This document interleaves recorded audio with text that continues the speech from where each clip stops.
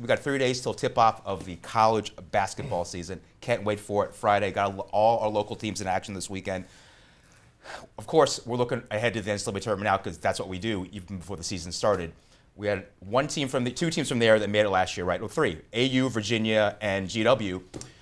Daz, we'll start with you. What team are you looking at locally that has a chance to go to the NCAA this year again?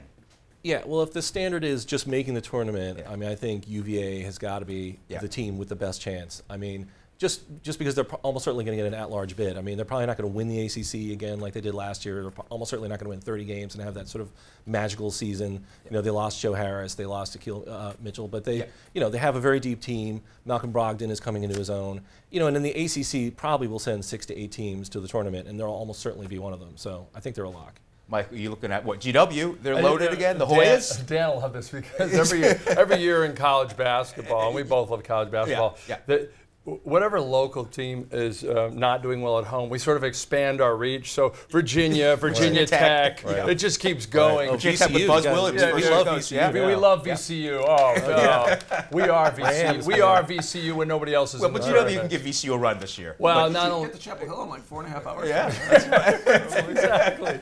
So I think, look, I can't go south on GW. Yeah. I think Mike Lonergan has done a great job. Yeah. Obviously, he's lost 2 of his best players and his leadership, but he's got some young kids. Whether those young kids can get it together right away, I think the Atlantic 10 is probably going to get 4 bids this year, and I wouldn't be surprised if they got in.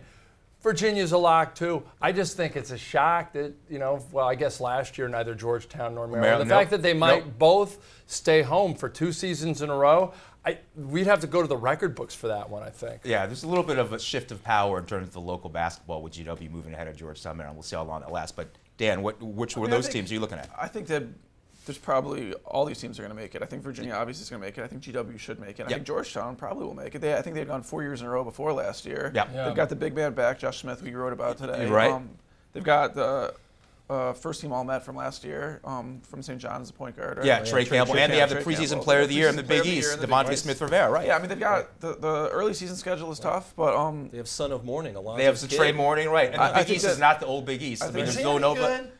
Is Alonzo's kid any good? You know, he's an energy player like Patrick Ewing Jr. Just to kind of, I mean, could you imagine going on that campus and being a basketball player on the same campus as Alonzo Mourning and Patrick Ewing? That's how much pressure is that? I mean, that's almost impossible to handle. I mean, you can never live up to what your dad has done. Yeah, can I have one quick shout out too to American University? Which is going to be the preseason Patriot League favorite, I believe. Yes, they've got almost everyone back there. I think they lost their center. Mike Brennan, former assistant to John Thompson III, done a fantastic job. That won the conference last year. I think you look at this whole thing as a bad thing. You go to campus and you say, "I'm Zoe's son."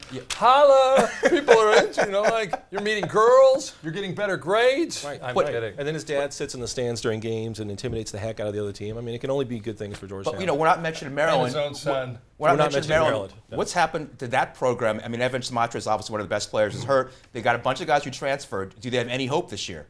I mean, my sense would be because of those things and because of the new conference, they don't have a lot of hope. But I thought the same thing about the football team, and they proved me wrong.